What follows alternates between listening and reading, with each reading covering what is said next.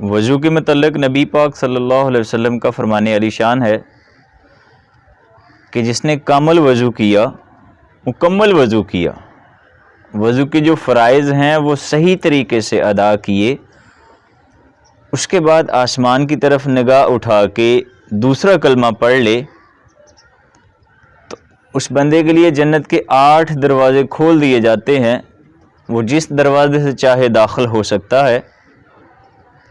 تو اللہ کے نبی صلی اللہ علیہ وسلم کا فرمان علی شان ہے کہ جو بندہ وضو کے شروع میں بسم اللہ الرحمن الرحیم پڑھ لے تو وہ ایسے ہے کہ اس نے سر کے بالوں سے لے کے پاؤں کے ناخنوں تک سارے کا سارا جسم دھویا ہو، اور کل قیامت کے دن اس بندے کا سارا بدن چمک رہا ہوگا۔ کل قیامت کے دن جتنے جتنے اعضاء ہمارے وضو میں دھلتے ہیں وہ چمک رہے ہوں گے، وہ اعضاء جتنے وضو میں ہم دھوتے ہیں وہ اعضاء چمک رہے ہوں گے۔ تو نبی پاک نے فرمایا کہ جو بندہ چاہتا ہے کہ ان کی چمک میں اضافہ ہو تو اسے چاہیے کہ بدن کو صحیح مل کے صحیح طرح سے، کوئی جگہ خشک نہ رہے، اس کے اوپر پانی بہا کے صحیح ہاتھ پھیر کے اس کو جو ہے وہ تر کر لے، تو اس بندے کے جو وضو والے اعضاء ہوں گے ان کی چمک میں کل قیامت کے دن اضافہ ہوگا۔ تو کامل وضو کرنا، اگر وضو میں کمی بیشی رہ گئی تو یاد رکھیں وضو جو ہے یہ نماز کی کنجی ہے، اور نماز جو ہے وہ جنت کی کنجی ہے۔ تو اگر کامل وضو نہ ہوا، وضو کا کوئی فرض رہ گیا تو ہمارا کامل وضو نہیں ہوگا، اور اگر وضو نہ ہوا تو نماز نہیں ہوگی۔ وضو کے 4 فرائض کون سے ہیں؟ وضو کا پہلا فرض ہے کہ منہ کو دھونا۔ منہ یہ سر کے بال جہاں سے شروع ہوتے ہیں یہاں سے لے کے کان کی ایک کان کی لو سے لے کر دوسرے کان کی لو تک، اور تھوڑی سے نیچے یہ سارا حصہ جو ہے یہ منہ میں آتا ہے۔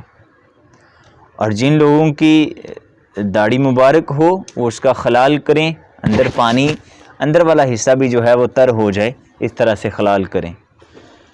یہ وضو کا پہلا فرض ہے۔ وضو کا دوسرا فرض ہے کوہنیوں سمیت بازوں کو دھونا۔ بازوں کو کوہنیوں سمیت دھونا، اور یہاں تک دھونا کہ کوہنیوں سے نیچے تک پانی جائے، اور یہ سارا حصہ اوپر سے یہ ساری چیزیں تر ہو جائیں۔ تو یہ وضو کا دوسرا فرض ہے۔ پھر وضو کا تیسرا فرض ہے کہ چوتھائی سر کا مسح کرنا۔ چوتھائی سر کا مسح کرنا یہ وضو کا تیسرا فرض ہے۔ اور وضو کا چوتھا فرض ہے کہ پاؤں کو ٹخنوں سمیت صحیح طریقے سے دھونا۔ کچھ لوگوں کی پاؤں کی انگلیاں یوں جڑی ہوتی ہیں تو ان کو چاہیے کہ اندر خلال کریں تاکہ اندر سے بھی تر ہو جائیں۔ تو پاؤں کو دھونا ٹخنوں سمیت یہ وضو کا چوتھا فرض ہے۔ تو یاد رکھیں کچھ لوگ نیچے سے پاؤں خشک رہ جاتا ہے، کچھ لوگوں کی ایڑیاں پھٹی ہوتی ہیں، تو اگر پھٹی ایڑیاں ہیں تو ان کے اندر والا حصہ بھی تر کرنا ہے، تو بال برابر بھی جگہ خشک نہ رہے۔ یہ وضو کا چوتھا فرض آپ ادا کر رہے ہیں۔ تو جس نے یہ چاروں وضو کے فرض صحیح طریقے سے ادا کیے اس کا وضو کامل ہے۔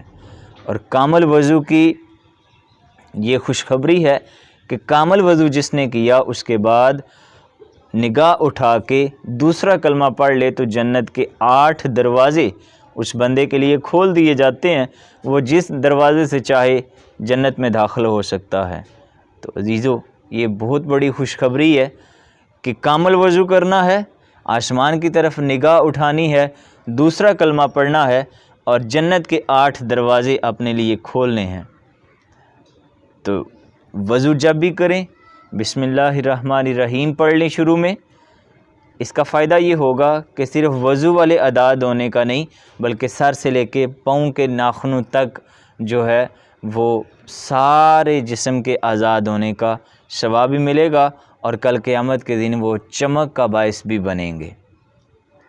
اللہ عمل کی توفیق عطا فرمائے۔ کوشش کریں کہ وضو جب بھی کریں اس کو صحیح طریقے سے مکمل فرائض کی ادائیگی کے ساتھ کریں۔